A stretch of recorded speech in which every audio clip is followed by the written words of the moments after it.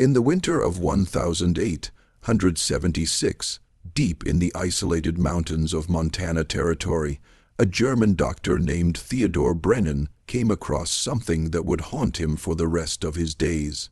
In a secluded cabin, 23 miles from the nearest settlement, he found medical journals documenting 5 generations of deliberate inbreeding in a single Irish family. But the discovery was not the worst part. Beneath floorboards covered in oiled cloth were the mummified remains of 7 babies, each of whom bore the same deformities that rendered them unsuitable for life, according to their own parents. The Donnellys had been practicing selective infanticide for over a century, eliminating any child born with obvious genetic defects in an effort to maintain their carefully constructed facade of normalcy. What Brennan discovered next would defy everything medicine understood about heredity, family relationships, and the lengths to which people would go to protect their bloodline's darkest secrets. What he discovered suggested that this was not an isolated case of frontier madness, but was rather part of a genetic test that had been refined and developed over the generations, 2 continents, and nearly 100 red years of concealed family practices. Before we continue with the story of the Donnelly family and their horrific genetic heritage, be sure to subscribe to our channel and ring that notification bell. And do let us know in the comments what state or city you're listening from. We always love to hear from our international community of mystery enthusiasts. Your support allows us to bring you more stories like this, stories that unravel the deepest, darkest secrets of American history. The story Dr. Brennan would later document in his personal journals began not in Montana's harsh backcountry, but in the rolling Emerald Hills of County Cork, Ireland, where the Donnelly family first began its sinister journey toward genetic catastrophe during the bitter winter of 1798. The Montana Territory of 1874 was the outermost frontier of American civilization, a land where the authority of the federal government was more notional than actual. Helena, the territorial capital, boasted barely 8,000 residents clustered around the mines that had provided stimulus for the region's growth. The mountains beyond contained nothing more than scattered mining camps, isolated homesteads, and Indian tribes, which were still actively resisting the spread of white settlement. It was a rural landscape formed by violence and bordered by desperation, where families could disappear for months and no one would bother to ask any questions, where the harsh winters claimed lives with frequency, and where the territorial government's control extended only as far as its scattered deputies could ride through treacherous mountain passes. The gold rush that had initially drawn settlers to Montana was beginning to run out by 1874, leaving behind abandoned claims and desperate men who would try anything to survive. Lines of supply stretched thin across hundreds of miles of wilderness, and even staples were hard to find and expensive. Medical treatment was all but unavailable outside Helena, and even there it was made up primarily of army surgeons and self-trained frontier physicians whose expertise was confined to patching up gunshot wounds and setting broken limbs. It was this same remoteness and lack of oversight which attracted a special type of settler to Montana land, those who needed to disappear from polite society and its inconvenient questions. It was into this unforgiving world that Patrick Donnelly and his wife Bridge came with their 4 surviving children, Seamus, 19 years, Moira, 17, Colleen, 15, and young Declan, a mere 12. They arrived in Helena in September 1874 on a freight wagon. Their possessions carefully stored in wooden trunks that spoke of prosperity, not typical of your typical Irish immigrant. Patrick presented himself as a successful potato farmer, fleeing the long-standing effects of the Irish famine, but his hands showed none of the calluses typical of farm work. His fingers instead were ink stained from the records a man accustomed to keeping, and his voice possessed the educated intonations of one who had benefited from formal schooling, rare luxuries for an Irish peasant of the day. Bridge Donnelly struck folks as a woman who walked always on the edge of nervous breakdown. Small, boned and prematurely aged, she spoke barely above a whisper, and clung to her children with an intensity that bordered on obsession. The local merchants noted that she purchased goods only with gold coins, counting each coin numerous times over before relinquishing it begrudgingly. Her eyes held a haunted appearance that spoke of her having witnessed things much worse than the usual difficulties of frontier life. What the Territorial Land Office did not know was that the Donneys carried carefully forged papers from New York, claiming to have residence in Brooklyn for 3 years prior to their westward journey. The documents were forged with skill, complete with fabricated employment records and created references that would have fooled all but the most thorough investigation. In reality, they had never lived in New York. They had fled directly from Ireland after a scandal had shaken their rural community to its core, a scandal where the local parish priest had discovered what he termed an affront to God and nature within their extended family. Father Michael O'Sullivan, a priest well known for his discretion in parishioners' private struggles, had been so shocked at what he knew of the Donnelly family customs that he had threatened Patrick Donnelly with immediate excommunication and denunciation to the British authorities. The priest's own steady hand had trembled as he wrote his ultimatum to Patrick Donnelly. "What you've done in the name of bloodline purity is a sin that cries out to heaven for vengeance. Leave this parish immediately, or I'll ensure that every soul in County Cork knows the true nature of your family's crimes." Patrick had purchased 160 acres of remote mountain land from the territorial government, paying in gold pieces that did not cause suspicion in a territory where this type of currency was not uncommon among grizzled old miners and prospectors. The land was in a little valley between two sheer ridges that were accessible only by a treacherous mountain trail that was completely impassable during the worst winter months. The isolation was so complete that their cabin smoke could not be seen from any other neighboring homestead, and the nearest source of water, a spring creek, flowed only in the brief summer season before freezing rock, hard for nearly half the year. The location was perfect for a family that needed to hide itself from the world immediately, but it also presented problems that would test even their land survival skills. The growing season at that altitude was only about 4 months, requiring intensive farming skills in order to cultivate enough winter survival food. The extreme cold would kill cattle in a single night if certain proper measures were not taken. And the psychological strain of complete isolation for 6 months of every year had driven many frontier families to madness or suicide. But the Donneys built their homestead with the efficiency of people who had gone through the same experience before. Patrick and his sons constructed a sturdy log cabin with thick walls that would retain the heat, small windows that would lose as little heat as possible, and a complex system of inner partitions that could be shut off during the coldest weather. The structure reflected a knowledge of building techniques beyond general frontier tradition, suggesting either previous experience with adverse weather or pre-arrival consultation with experts. Bridge and the girls faced their first Montana winter with methodical completeness that impressed even veteran mountain dwellers.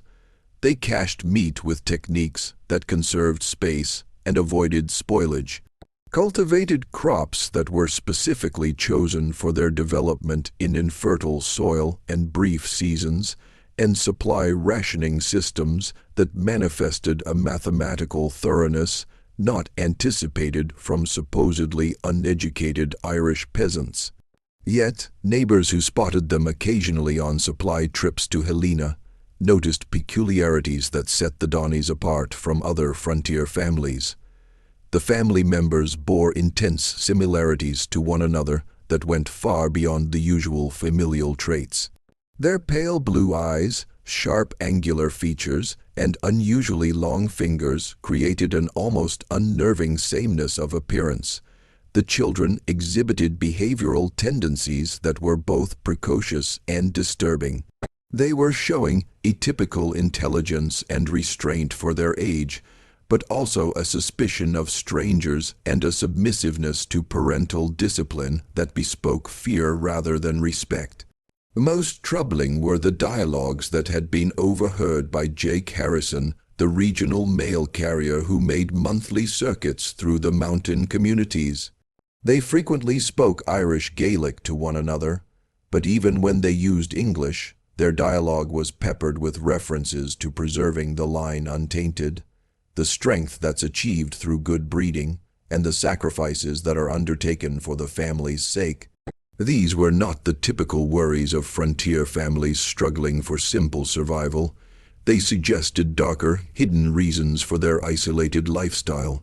The first sign that something was drastically wrong with the Donnelly family was in March of 1875, when the spring thaw finally opened the mountain passes after 6 months of complete isolation. Jake Harrison, on his first mail run since the previous October, rode up to their cabin to deliver government correspondence, and immediately got a sense that something terrible had taken place during the long winter months. The cabin itself showed signs of recent repair. New boards patched what appeared to be holes in the walls, new chinking filled gaps that seemed to signify violence or struggle, and the earth around the building displayed signs of intense digging despite the frozen ground. Most disturbing was the smell that permeated the whole homestead, a sweet sickly odor that Harrison recognized from his frontier days as the persistent stench of death and decay. Bridge Donnelly met him at the door. Her appearance so radically changed that Harrison did not immediately recognize her. The woman who had arrived in Montana just 6 months earlier as a nervous but otherwise healthy frontier wife now looked gaunt and hollow-eyed, her hands trembling with what appeared to be chronic fear. Her clothes hung loose on a frame that had lost much weight, and her hair was prematurely gray at the temples. Her voice cracked as if she had not spoken in weeks when she attempted to talk. Winter was harsh. She managed to whisper, glancing anxiously into the cabin's interior. "We lost. We had complications." Harrison found the family in the midst of what appeared to be a problematic birth, with Bridge in active labor, and attended only by her teenage daughter, Moira. But what he witnessed that March afternoon would later turn out to be crucial evidence in reconstructing the family's dark history. The ordeal was enacted with a clinical effectiveness that bespoke a great deal of previous rehearsal in such proceedings. The infant that was born was clearly deformed, its spine bowed in an unnatural S-curve, its left arm ending in a clubbed fist with only 3 fingers, and its head disproportionately large with a sloping forehead that bespoke horrendous developmental abnormalities. The child's breathing was labored, and its cries had a weak mewing quality that bespoke internal complications beyond the visible deformities. But most disturbing to Harrison was how the family reacted to this obviously ailing child. Rather than the grief, concern, or wild attempts to help that he would have anticipated from parents faced with such disaster, he saw what he later described as icy, calculating consideration in their eyes. Patrick and Bridge exchanged meaningful looks while speaking to one another in rapid Irish Gaelic that Harrison couldn't understand. Their voices reflected not shock or surprise, rather contemplation of predetermined procedures for handling a common event. "The child will not survive the week," Patrick said with medical objectivity, though the infant's breathing was relatively strong, and its cries, while weak, reflected essential vitality. "Mountain air is too harsh for one so frail. It's God's mercy, really, better to take them young than let them suffer." Harrison offered to ride immediately to Helena for a doctor, emphasizing that even severely deformed infants sometimes survived with proper medical care, but Patrick firmly refused, his pale blue eyes growing hard with an authority that balked no argument. "We know how to handle our own tribulations," he said, placing a proprietary hand on his wife's shoulder. "It's God's will that some children aren't meant for this world. Interfering with divine justice would be a sin against nature itself. The religious justification sounded to Harrison like it was practiced, as if Patrick had provided the same explanations numerous times in the past. A thinly veiled threat was present in his voice as well, one which threatened terrible consequences to anyone who would try to interfere with the family's private settlement of the situation. Seamus and young Declan, who had been out working during the time of the birth, entered with expressions on their faces which showed no shock at the sight of their mother in labor or their newest brother obviously deformed, suggesting this was not the first such birth they had witnessed. When Harrison returned 2 weeks later with regular mail delivery, the infant was dead. Bridge met him at the door with red, rimmed but completely dry eyes, the look of one who had wept out their capacity for grieving rather than one who was enduring fresh loss. "Lost the baby 3 days after you left," she stated in a voice devoid of emotion. "Buried him behind the cabin alongside the others. The weak don't survive out here, and it's better they don't." Her phrase, "next to the others," made Harrison shiver down his spine. Behind the cabin, which he now noticed for the first time, was a row of small wooden crosses over freshly turned earth. He counted 4 graves, all too small to be graves of adults, all with crude dates over the past 8 months. The implications were enormous. The Donneys had lost a number of babies during their first year in Montana, losses that were never registered with territorial authorities as the law required. The graves themselves seemed suspicious to Harrison's experienced eye. The pattern of the disturbed ground pointed to panicked, rushed labor, rather than the mournful burial of beloved children. The crosses were all identical in size and shape, prepared in advance rather than being made individually for each death, and the spaces between graves pointed to meticulous planning rather than meaningless tragedy. They were in a neat row with space for additional graves. That summer, as Harrison flew his monthly mail routes, he began to take careful note of the dynamics within the Donnelly family.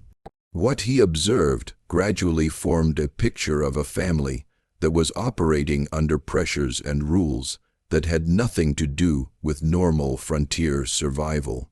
The kids moved with the guarded cautiousness of people who knew that mistakes had fatal consequences, and their interaction with each other showed lines of communication that reflected mutual knowledge of family secrets too dangerous to be spoken out loud. Moira and Colleen, aged only 17 and 15, carried themselves with the wisdom and weariness of women much older. They did housework with a skill beyond the average teenage capacity. But their eyes were haunted, suggesting that they had witnessed something that fundamentally changed their understanding of family relationships. When they spoke to their parents, their voices contained a difference that seemed to be founded more on fear than respect. Seamus, the eldest son at 19, had started to stutter quite noticeably in a manner that seemed to worsen in the presence of his father. He flinched at abrupt gestures and would not look anyone in the eye except for the immediate family. Most concerning was his reaction to questioning about family life. He would begin to respond normally, then catch himself and fall silent as if remembering punishments for talking about family life. Young Declan appeared the most normal of the children, but Harrison did notice him once gazing out at the small cemetery behind the cabin with a look of horror rather than sadness. When asked about his deceased siblings, the boy had answered, "Sometimes babies aren't right, and Father says God doesn't want them to suffer, but sometimes I think maybe God didn't decide." The child had clapped his hand over his mouth, as if he knew he'd said something forbidden, and would say no more for the remainder of Harrison's visit. Most disturbing were the conversations Harrison would catch now and then when he approached stealthily through the trees to the cabin. The family spoke a great deal about preserving the line, the purity of the blood, and what sacrifices our people made to cling to what matters. They would say Irish phrases Harrison couldn't decipher, but the tone suggested rituals or practices that went far beyond ordinary family custom. There were discussions about the others at home, what happens to the weak ones, and most troubling, conversation regarding which children have the signs and how to handle the imperfect ones. These interactions painted a picture of a family operating on beliefs and practices that were in place many years, maybe generations, prior to their coming to Montana. The isolated mountain farm was more than just a refuge from civilization. It was also a carefully chosen location where the family could continue in manners that would be impossible to sustain under the eye of normal community life. As 1875 segued into its bitter winter months, the Donnelly family isolation was once more intact. Snow shut the mountain passes from November through March, cutting them off entirely from the outside world for the second time since arriving in Montana Territory. But it was in this second year of isolation that the true nature of their genetic makeup began to appear in ways that would subsequently attract the attention of territorial authorities and shock even the frontier's most hardened residents. Territorial Dr. Theodore Brennan, who would subsequently come to visit the family, had arrived in Helena in October of 1875 with medical texts and data that were the cutting edge of hereditary science. An alumnus of the University of Vienna, receiving additional training at Berlin and Edinburgh, Brennan had been instructed by physicians only just grasping the mechanisms of genetic inheritance. His medical texts included works by Francis Galton and other creators of what would be termed genetics, and this offered him facts which would not become common medical knowledge for decades to come. Brennan had come to Montana country not for adventure or profit, but to escape a professional scandal in Europe. His research into hereditary traits had led him to conclusions about the breeding of human beings that appalled his fellow scientists, and his public demands for the controlled reproduction of the human species in order to improve it had made him persona non grata in decent medical circles. The frontier also gave him the anonymity and ability to pursue his scientific interests independently of institutional authority.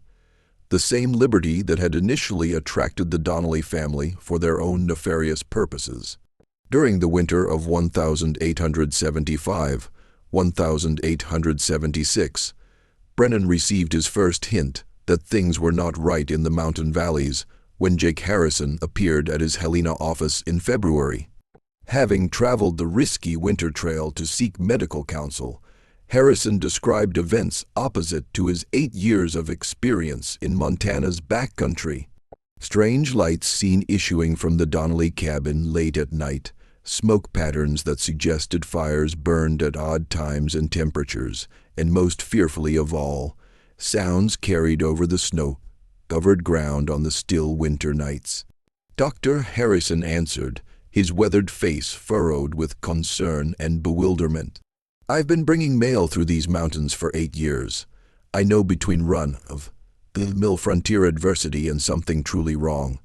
What I'm hearing issuing from that cabin in the middle of winter, it's not the kind of sound folks make when they're trying to cope with normal issues. There's weeping that goes on for hours, then just cuts off so suddenly it sounds like somebody switched a switch. And there is singing, if one could call it that, which is not quite human.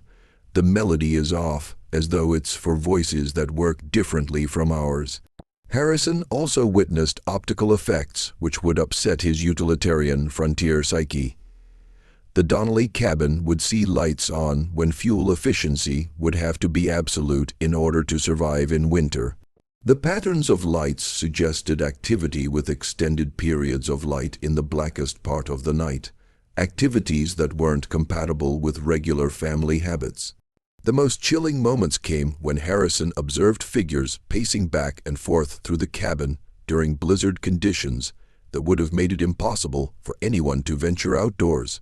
Figures that stood abnormally tall or moved with gaits that weren't quite human in the drifting snow and darkness.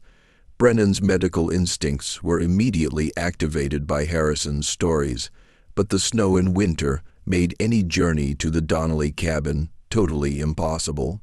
The passes on the mountains were blocked by snowfalls that would have made it suicidal to travel, and even if he was able to reach the cabin, Winter calls for emergencies were usually only requested for emergency situations that involved life which could not be postponed until spring. The Donnelly family never asked for medical assistance, even with the obvious health problems Harrison had described.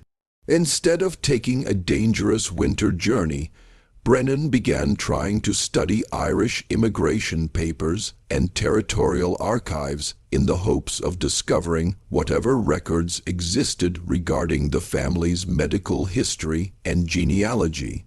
What he did learn raised more questions than answers and painted a picture of calculated misrepresentation that suggested the family's difficulties ran far deeper than simple frontier hardship.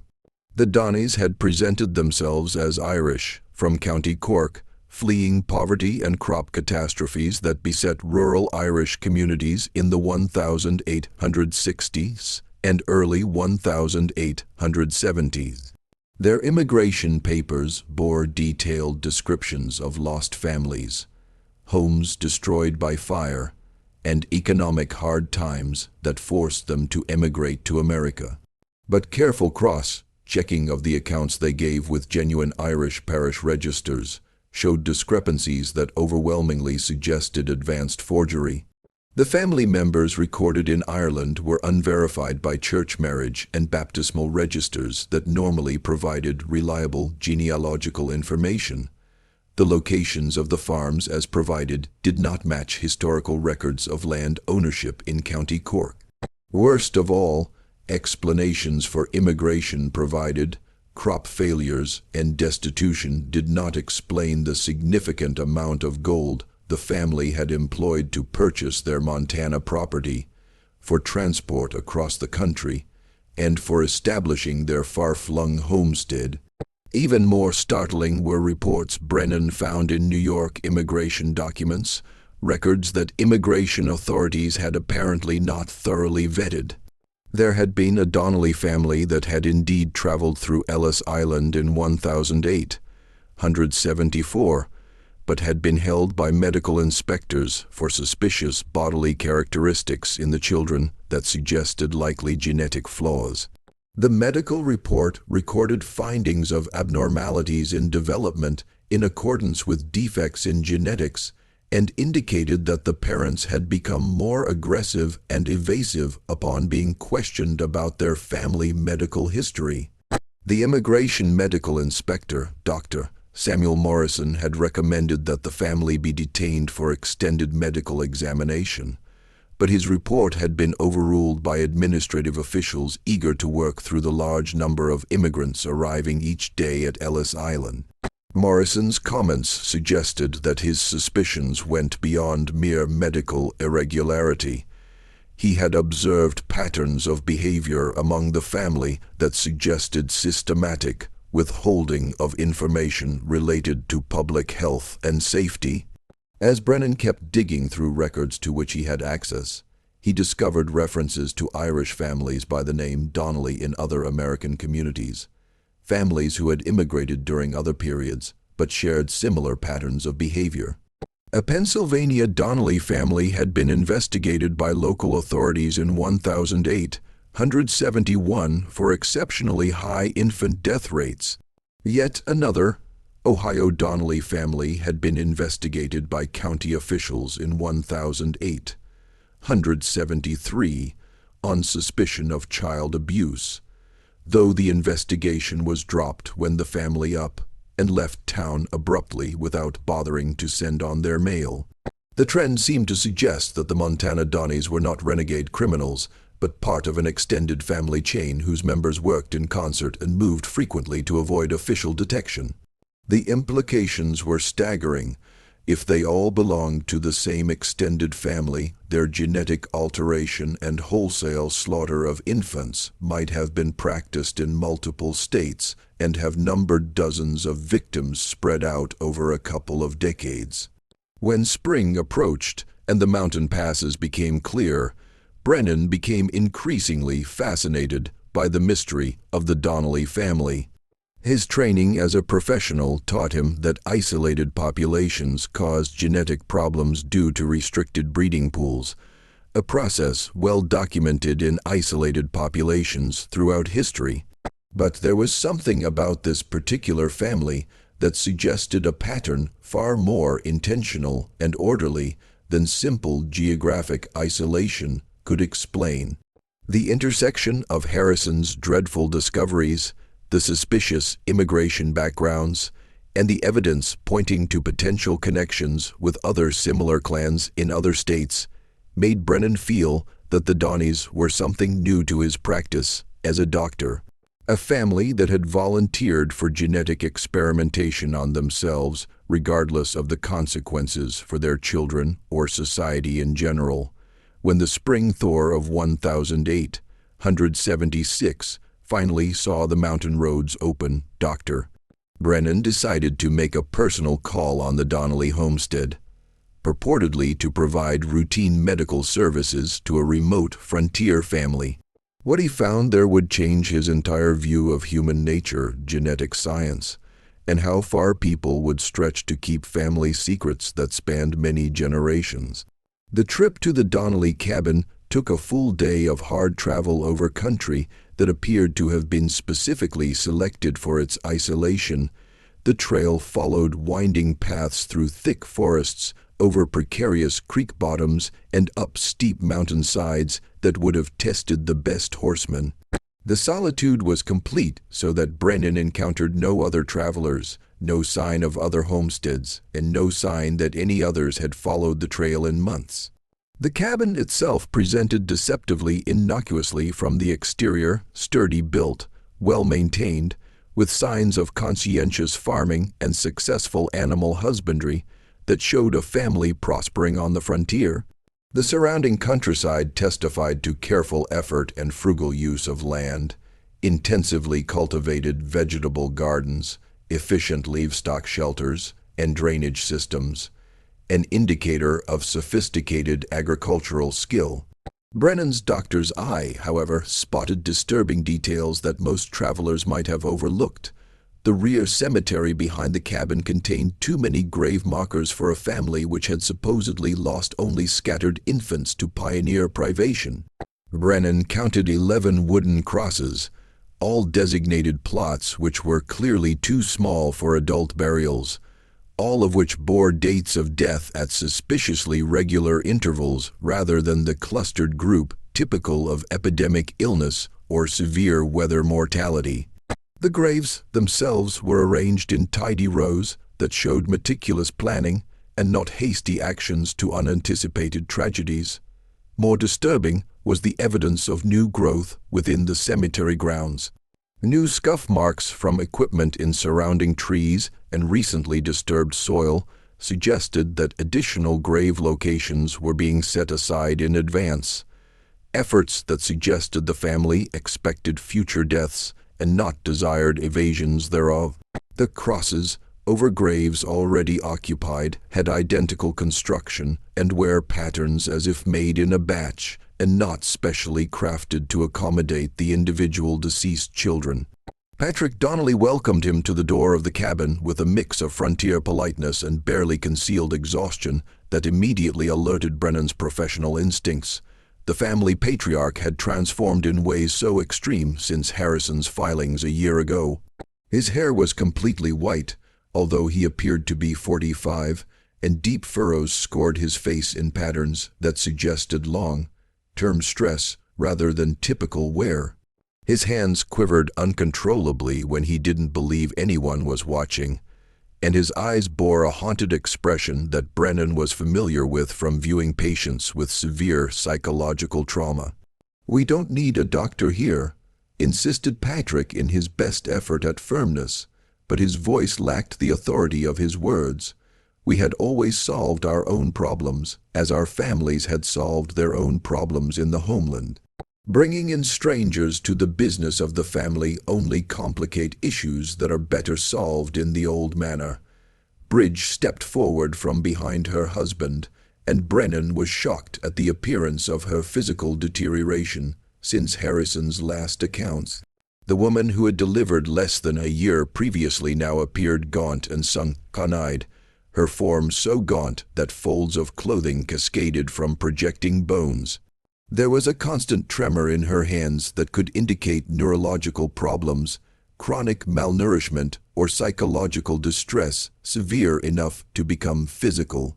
When she attempted to say something, Patrick silenced her with a frigid glare that spoke volumes of years of imposed superiority and punishment for disobedience over and above any marital dominance. But the most chilling evidence of the 6 secrets in the family and their aberrant lifestyle was provided by the children. Moira, who was 18 now, was clearly pregnant again. Her condition advanced far enough to suggest that the conception had occurred during the solitary winter months when no strangers were present. The timing of all this, combined with the isolation of the family and unusual genetic profiles, provoked questions that professionally and personally disturbed Brennan. Colleen, at age 16, had premature physical development that seemed to be accelerated past her age. Her adult characteristics were completely formed in a manner suggesting hormonal pathology, possibly attributable to genetic diseases or environmental stress. More disturbing was how she acted towards her parents. She also displayed maturity and submissiveness that suggested experiences that are not appropriate for someone her age. Most unsettling was teenager Declan, who is now 13 years old, who had become seriously physically abnormal since Harrison's previous visits. The facial structure of the boy displayed extreme asymmetry, with one side of the face developing normally and the other having arrested growth or malformation. He exhibited a characteristic limp that suggested curvature of the spine, and his hands displayed the stretched out fingers and abnormal joint mobility that Brennan interpreted as signs of potential manifestations of inherited connective tissue disease. In his brief first visit, Brennan encountered family patterns that defied normal social expectations and suggested psychological stresses several orders beyond those of typical frontier adversity. The older kids acquiesced to their parents with a combination of resignation and fear that invoked disobedience repercussions much more severe than usual parental discipline. They stepped hesitantly, as though they had learned the hard way that extemporaneous action could incur unpredictable and dangerous responses. Seamus, the 20-year-old eldest son, would not look at either his parents or the visiting doctor. His stutter had become more pronounced to the extent that he could hardly speak, and he appeared to be struggling with some inner turmoil that had him visibly agitated during Brennan's visit. Direct questions regarding family life or his health would cause Seamus to start answering normally, only for him to freeze mid-sentence, going quiet as if recalling dire punishments for spilling family secrets to the outside world. The family's living arrangements also appeared unconventional for common frontier families. The cabin's interior was more divided than would be required for privacy alone, with drapery and locked doors that seemed to be designed to conceal activity rather than simply to organize family life.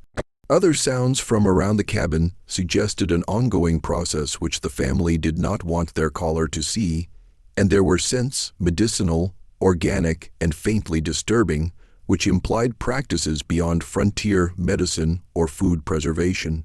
When Brennan was preparing to leave after his initial survey, Patrick took him aside with an eagerness that was nearly desperation. His tone suggested a man torn between competing desires to maintain secrets within his family and seek assistance for problems that had escalated beyond his ability to manage on his own. "Doctor?" Patrick bent close, glancing nervously toward the cabin so that they would not be overheard by members of his family. "If I were to tell you that sometimes God tests families with things that call for ghastly choices, would you understand what I'm saying? Would you mind helping without asking questions that might do harm to people who are already troubled?" Before Brennan could assemble a response, Patrick continued on with growing unrest. "Our lineage has tremendous strength, but it also has complications. We've learned to deal with those complications using techniques that our fathers and grandfathers worked out over generations. Those techniques have worked for us back home, but here in Montana, folks have different types of questions. They desire things that we are not able to provide without revealing practices that would be incomprehensible to those without our own special problems. The import of Patrick's deliberative confession gave Brennan's professional cool the shivers. He began to understand that the isolation of the Donnellys was not the result of avoiding social notice for strange behavior. It was about hiding systematic practices that would sicken even the frontier raw and crude way of life, practices that had been developed and refined over a number of generations before being relocated to the American frontier. 2 months passed and it was an urgent message from Jay Harrison that would force Brennan to confront the full evil of the Donnelly family's genetic line. Conveyed by a trapper who had ventured on the treacherous mountain trail was a brief message with a few hastily scrawled words. Donnelly woman in bad labor, family seeking doctor, something wrong aside from typical birthing issues. Come as quickly as possible if you can. For the first time since they had entered Montana country, Donnelly family was summoning outside medical attention, a departure from their previous insistence on keeping all family affairs in-house. The fact that they had breached their fanatical secrecy to solicit help portended complications so grave that even their immense experience with problem deliveries could not provide adequate solutions. Brennan pulled into the mountain cabin on a sweltering July afternoon to find a scene that would haunt his nightmares for the next 40 years. The baking heat had turned the isolated valley into an oven, and the air stuck to the skin with a wet humidity even healthy individuals struggled to breathe. Inside the cabin, things were still worse, heavy with the stenches of sweat, blood, and something else, a rotting sweet odor that Brennan couldn't identify, but that got his warning bells ringing deep in his mind as appallingly wrong. Moira Donnelly was in the rear room of the cabin, her labor complicated by conditions that were instantly apparent to the trained eye of Brennan. The young woman was carrying twins, but these were not conventional multiple births. The babies were conjoined at the abdomen and appeared to have shared large internal organs, a condition that Brennan knew was almost always fatal in an era without advanced surgical treatment. But beyond the clinical nature of the situation's medical complexity, he was surprised most by the response of the family to this obviously disastrous turn of events. Rather than the hysteria, sorrow, and frantic prayer for miraculous recovery that he had anticipated from parents confronted by such a calamity, the Donnellys had a chilled, pragmatic response that suggested they had worked through similar situations numerous times before. Patrick and Bridge work in synchronization as effectively as anyone using a well-trodden standard procedure, intentional and synchronized movements rather than panicky actions. Seamus and Colleen spread out equipment and materials which clearly weren't intended for use in celebrating the arrival of a birth, but in coping with a situation requiring rapid and firm action. The twins themselves represented a medical problem which would have stretched the facilities of even the best-equipped hospitals of the period. They not only possessed outside tissue attachments, but appeared to have joined cardiovascular and nervous systems that could not be separated with medicine in 1876. One infant was clearly the more vigorous one, but both showed signs of strength which encouraged hope that they might live for weeks or days if they received proper supportive care. "Doctor," replied Patrick icily with words that chilled Brennan's blood, "we need you to tell us if they can be separated, if any kind of medical intervention would allow one of them to live as a normal child." As Brennan began examining the twins conjoined together, he noticed something that chilled his blood. Hidden under the birthing bed were leather-bound journals filled with detailed drawings and notes chronicling similar births over what appeared to be many decades. Page after page held precise anatomical renderings of babies with various deformities, cleft palate, limb missing, spinal malformations, extra fingers, and conditions Brennan had never seen rendered in such clinical precision. Each of the sketches contained notes in Irish, Gaelic, and English dated entries that were many decades and geographically scattered. Some of these entries had involved explanations of remedial measure taken to rectify these genetic intricacies in language that meant medical knowledge far beyond what regular frontier families could have possessed. The location and date of the births on record, created a chronology following the family's journey back and forth between America and Ireland for over 50 years. Worst of all were the detailed anatomical descriptions that accompanied each birth record. The sketches contained not just exterior deformities, but also speculative internal anatomy, survival prospects, and what the notes itself referred to as quality-of-life determinations. The medical jargon was unable to conceal the fact that those records documented systematic testing of newborn infants for traits which were considered acceptable or unacceptable for survival by the family. Bridge acknowledged his discovery and spoke words for the first time since his arrival, her voice burdened with centuries of vile knowledge. The bloodline should be left untainted. Doctor, weakness must not be permitted to spread and infect future generations. Our families learned this lesson in bitter experience over many generations in the old country. What appears to be cruelty to people outside is mercy for the children who would endure and for the line of family that needs to be maintained. She spoke as if reciting basic religious dogma, but the doctrine she described employed techniques of human breeding that surpassed all codes of medical ethics and human decency that Brennan had studied in his professional training. The Donnellys were not just engaging in infanticide, they were exposing their own children to systematic genetic experimentation based on selective breeding principles that treated human beings as animals to be improved by intentional elimination of unwanted traits. The leather journals contain additional evidence that revealed the full extent of the family's genetic manipulation. Hidden in the medical records were genealogical diagrams tracing the Donnelly family line through generations and indicating a pattern of intermarriage among close relatives that accounted for the high frequency of genetic flaws among their children. The diagrams showed that Patrick and Bridge weren't just husband and wife. They were also first cousins, part of a 5-generation pattern of deliberate inbreeding that was designed to unite what the family believed to be superior genetic traits. The family genealogy established that the practice had been initiated in Ireland in the early 1800s when Patrick's great-grandfather had begun to believe that the Irish could be bred up into something better using selective breeding similar to the agricultural techniques used in the breeding of high-quality stock. The family had justified their inbreeding on a distorted interpretation of biblical genealogies and pseudoscientific explanations for racial superiority that had become the vogue among some elements of educated groups of people within Europe at the time.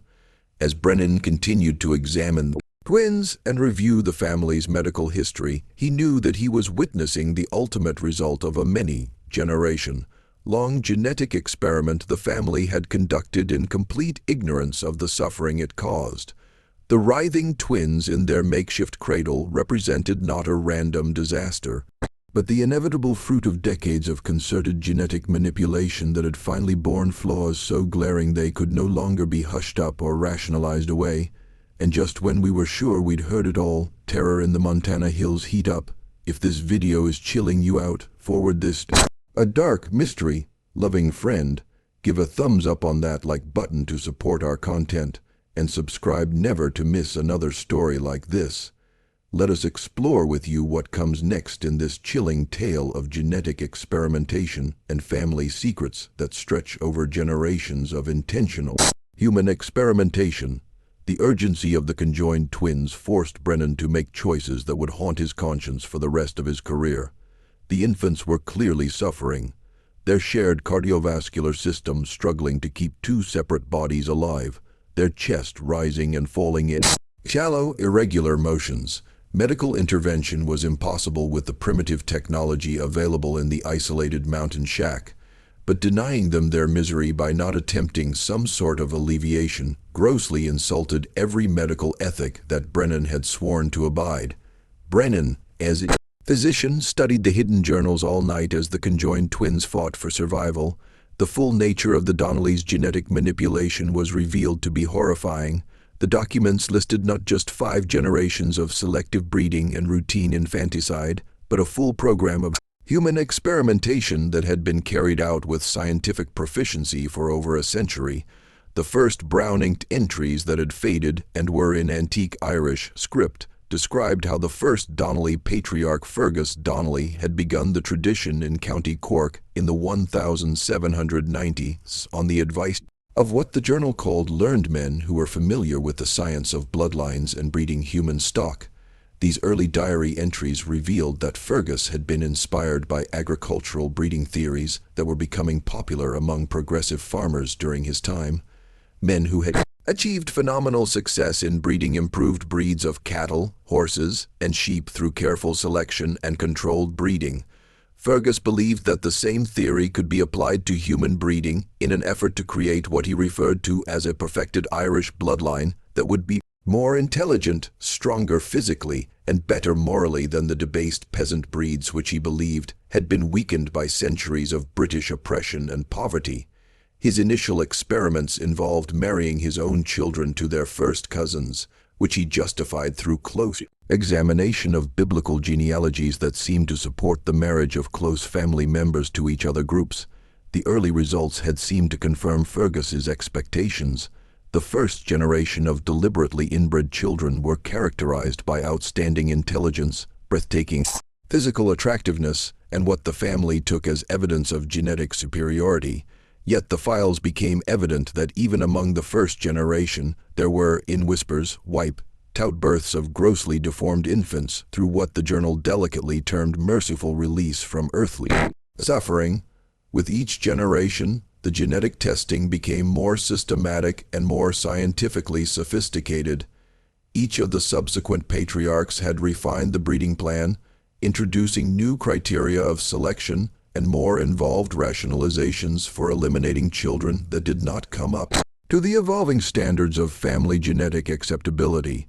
The journals contained lengthy descriptions of attributes deemed acceptable: pale blue eyes, keen facial appearance, atypical height, mathematical skill, and traits that necessitated the instant removal thereof, overt physical malformations, mental retardation, and what the family described as behavioral abnormalities.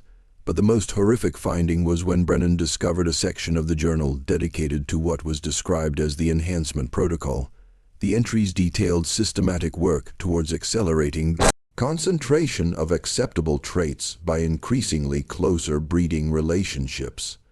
Patrick's generation was the culmination of this process.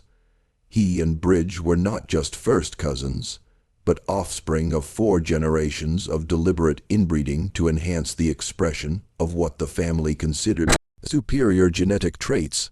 The regime had achieved its desired goals to a certain degree. The surviving members of the Donnelly family did indeed demonstrate exceptional intelligence, striking physical homogeneity, and certain abilities that differentiated them from ordinary frontier families. But the genetic price had been appalling. The abundance of severe birth defects, the stark mental health problems that afflicted the elder children, and the steady deterioration of the parents all indicated the fact that the family's genetic experiment had reached a point of crisis that threatened their survival as a viable breeding population. My great-grandfather had believed that he was breeding an improved race. Patrick had confessed as Brennan presented him with the evidence from the journals. He read the breeding methods of Ireland's finest horse and cattle breeders, men who had bred animals of exceptional quality by means of selective breeding and managed mating. He believed the Irish had been degraded by centuries of poverty and oppression, and could be returned to their rightful position as a superior people only by deliberate improvement of our stock. Patrick's tone was one of pride and growing incredulity as he continued. For 4 generations the formula had worked. Our house produced children of unusual intellect and beauty, men and women who could have been leaders and creators had the world been ready for our supremacy. But the cost, what cost, has been ghastly. So many of our babies born imperfectly, so many who were driven out of lives that would have brought only suffering to themselves and dishonor to the family lineage. The genetic reality that Brennan was aware of through his advanced medical training cast a very different image than the family illusions of eugenics. The Donnelly lineage hadn't been purged and improved by selective breeding. It had been systematically unraveled by the accumulation of recessive genetic traits that produced ever more severe abnormalities with each generation. The few survivors who reached adulthood carried hidden genetic damage that would eventually emerge in their own offspring, creating a cycle of genetic deterioration that could only be ended with the complete eradication of the family line. The sickly conjoined twins huddled in their cradle were the final failure of the Donnelly experiment in genetics. 5 generations of deliberate inbreeding had not created superior human stock. It had produced increasingly more crippling deformities that were now impossible to hide, gloss over, or eliminate without triggering the alarm of a society that was increasingly less accepting of abnormal family behavior that violated accepted legal and moral standards. As Brennan watched Patrick and Bridget prepare to carry out what to them was clearly another acceptable ridding of genetically unsuitable offspring, he realized he was being permitted to witness the fruits of America's first experimental effort in human eugenics, one that had been conducted in secret for over 100 years, and one which had produced a tradition of slain babies and mentally shattered family members on 2 continents. The immediate battle over the conjoined twins' fate, nonetheless, became a battle not merely for the lives of 2 tormented babies, but for the dignity of a family that had lost all sense of morality in their quest for genetic perfection that only existed in their own distorted imagination. The war between the Donnelly family and Dr. Brennan for the fate of the conjoined twins was the climax of their 100-year-old genetic experiment and the beginning of an accountability which would uncover one of the darkest tales in the crossroads of family secrets, rudimentary genetic science, and the American frontier's tolerance of isolated communities operating beyond the reach of civilized oversight. Brennan's intervention, as aided by his jurisdiction as territorial physician, and his adamant threat to summon federal marshals in the event the family harmed the twins, coerced the Donneys into acknowledging that their isolated procedures could no longer be pursued within an increasingly networked American society, where rates of unexplained infant mortality and suspicious family life would inevitably attract official AE, emphasized that such stress could no longer be prevented by mere geographic separation. The twins survived but 3 days in spite of Brennan's best attempts at supportive therapy with the rudimentary equipment available in the remote mountain cabin.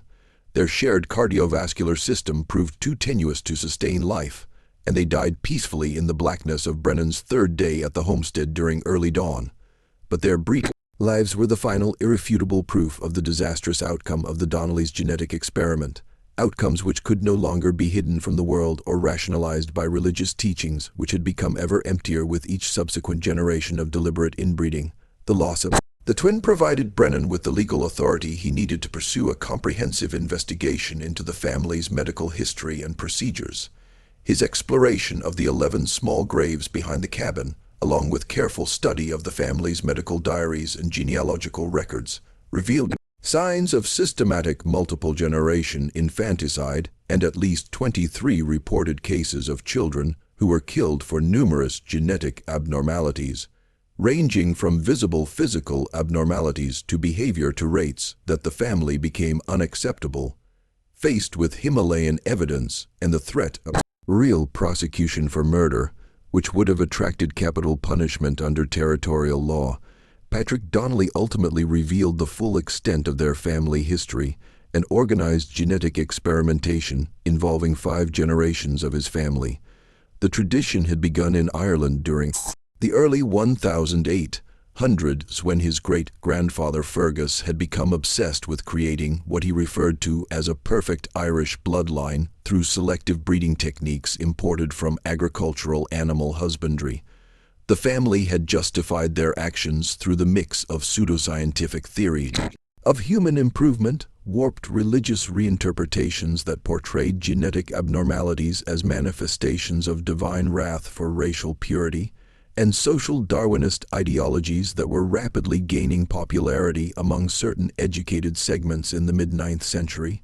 They had justified that murdering defective children wasn't murder but genetic stewardship that would ultimately bring human beings superior to the debased multitudes of common folk.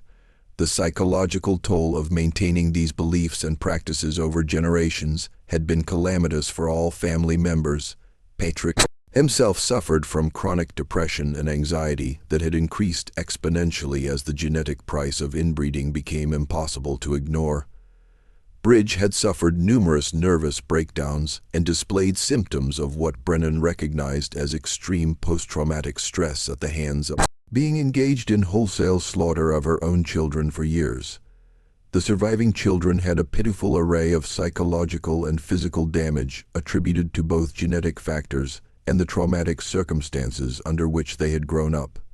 Seamus, who was the eldest son, collapsed when questioned regarding his participation in the family practices, and it was learned that he had been forced to participate in the slaughter of defective siblings from the age of 12. His extreme stutter and failure to make eye contact were signs of psychological trauma, so bad that Brennan questioned whether he could ever become well enough to function in regular society. Moira and Colleen, both the result of the family's systematic incest, exhibited physical and psychic symptoms that would take years to treat. Both young women had been psychometrically conditioned to the role of breeding animals for cash, generating continuation of the family line, and both exhibited signs of sexual abuse which suggested that their father was grooming them for marriage to their own brothers, the next logical step in the family's genetic concentration program. Declan, the boy whose bodily abnormalities were a living reminder of the genetic inadequacies of his family, was the greatest challenge that territorial authorities faced. His curvature of the spine and facial asymmetry were irreversible, but conditions that would require regular medical intervention, and yet his psychological health had been so irrevocably damaged by exposure to years of infanticide and cruelty that he posed potential danger to himself and others. The boy disappeared one night from territorial jurisdiction, lost in the Montana backcountry without leaving any trace that would allow officials to determine his destiny. The litigation case against Patrick and Bridge Donnelly was further complicated by the newness of their crimes and the territorial justice system's lack of experience with cases of widespread genetic experimentation and generational infanticidal patterns. The district attorney found it hard to come up with appropriate charges for crimes that spanned generations and national boundaries, while defense attorneys attempted to argue that the defendants were victims of inherited mental illness, rather than clever killers who had gone out of their way to assassinate their own offspring. The case received attention from medical and legal communities throughout the American territories. Yet the isolative atmosphere and primitive communications of the era meant that much of the evidence and testimony never made its way to the general public. Patrick and Bridge Donnelly both died in territorial custody before their cases could come to trial. Patrick from what appeared to be a stroke brought on by the psychological trauma of having the life's work exposed as a complete fiasco, and Bridge, due to pregnancy complications that produced yet another atrociously malformed stillbirth that appeared to represent the ultimate uselessness of the gene experimentation on the part of the family. Dr. Brennan's meticulous case record was used in the early medical literature on the dangers of consanguineous marriage and the genetic effects of systematic inbreeding. His professional papers, appearing in territorial medical journals and later in national medical journals, were among the first systematic evidence on the interrelation between close family marriage and increased frequencies of genetic defects in offspring, but he never published the full details of what he had discovered. The systemic infanticide and psychic sadism that had infested the Donnelly family's actions. Brennan's own diaries, discovered after his death in 1923, spoke of his lifelong endeavor to understand how human beings could systematically eliminate their own children in the pursuit of genetic perfection that only existed in their own twisted imagination. His journals chronicled repeated dreams of the conjoined twins and the residual guilt for failure to save the children that were murdered prior to his efforts at rescuing them. The Donnelly homestead was abandoned after the arrest of the family, and the mountain property reverted to a true territorial status when no living relatives could be located to stake a claim of inheritance. Locals avoided the area partly due to practical considerations given the harsh winter conditions, which had made the location appealing to the family, but also partly because more and more people were becoming aware of the atrocities that had been committed there. The isolation that had once protected the family's secrets now served as a natural screen to prevent curious visitors from intruding into what had become an unofficial shrine to the dangers of genetic testing performed without ethical restraint or scientific prudence. The small graveyard behind the cabin with 11 documented graves and evidence of other unmarked killing sites as a reminder of the ultimate failure of the first systematic effort of human history at genetic eugenics. The neat rows of crosses over the graves of infants who had been killed were evidence of the bankruptcy of the principles that put genetic purity before ordinary human decency and the love of parents. In the ensuing years after the Donnelly family's actions were discovered, other incidents began to happen in other isolated American communities, which suggested that the Montana family had not been the only ones to be conducting tests with human breeding techniques. The growing evidence regarding the genetic and psychological impact of systematic inbreeding had already assisted in changing attitudes towards marriage legislation, the protection of children, and whether or not government oversight of remote communities was necessary, which are potentially engaging in practices harmful to their constituents or society in general. The Donnelly family's experiment with genetics created a legacy well beyond their own horrific past. Their case provided an early demonstration of evidence for genetics hypotheses later at the core of theories of heredity, although their routine infanticide procedures helped transform legal and moral norms for the protection of children that would eventually make such family-oriented eugenics schemes unviable in American society. This thriller illustrates the way that the pursuit of genetic perfection will unveil unimaginable terrors when it is combined with isolation, desperation, and an essential lack of comprehension of human worth and scientific ethics. The 100-year experiment by the Donnelly family in selective breeding is one of the blackest episodes in the intersection of family secrets, primitive genetic information, and American frontiers tolerance of communities that lived beyond the perimeters of civilized ethical standards. Their story is an enduring warning against the atrocities of experimenting on human beings for the sake of theoretical progress that has no existence but in the imaginations of individuals who possess all reasoning to feel neither decent humanity nor filial love. What is your response to this story? Was everything revealed about the experimentations by the Donnelly family? Or are there perhaps other distant families who imported similar nefarious traditions along with them to America's frontier? Might such rampant genetic experimentation have somehow been conducted in other remote areas unnoticed by authorities who lacked access and communication devices required to monitor isolated settlements? Leave your thoughts about this black page in American history in the comments below. If you enjoyed this story and wish to read more such horror stories, then subscribe, press the notification bell, and share it with someone who likes mystery tales that challenge our idea of human nature and how far individuals would go to achieve their warped idea of genetic perfection. Until next time.